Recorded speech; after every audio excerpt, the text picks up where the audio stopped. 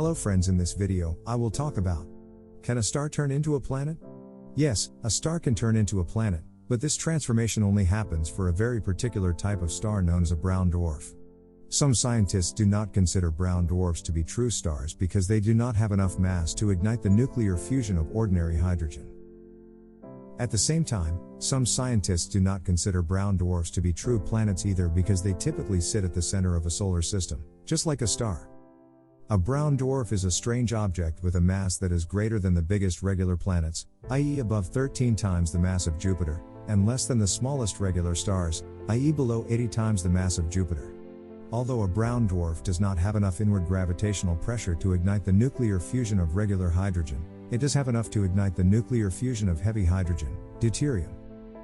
Early in the life of a brown dwarf, the nuclear fusion of its heavy hydrogen releases large amounts of light and heat. As a result, a young brown dwarf glows like a regular star.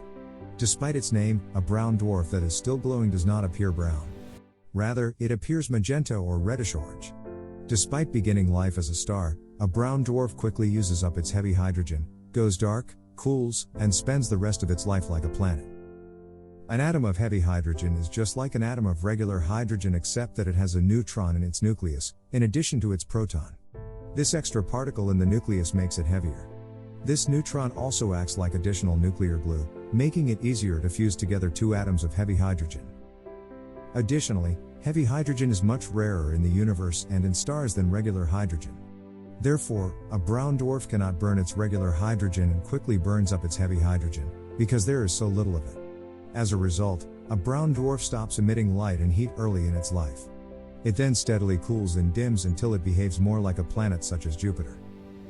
Despite the fact that a typical brown dwarf remains positioned at the center of a solar system like a regular star, it spends the rest of its life looking and acting like a planet. In such a solar system, the end result is a collection of planets orbiting a large central planet with no star to be found anywhere. Such a solar system ends up very cold and dark. Note that some brown dwarfs orbit regular stars. As of 2018, over 3,000 different brown dwarfs have been identified by telescopes. This does not mean that brown dwarfs are rare. It just means that brown dwarfs are hard to detect. This makes sense when you remember that through most of its life, a brown dwarf is dark like a planet.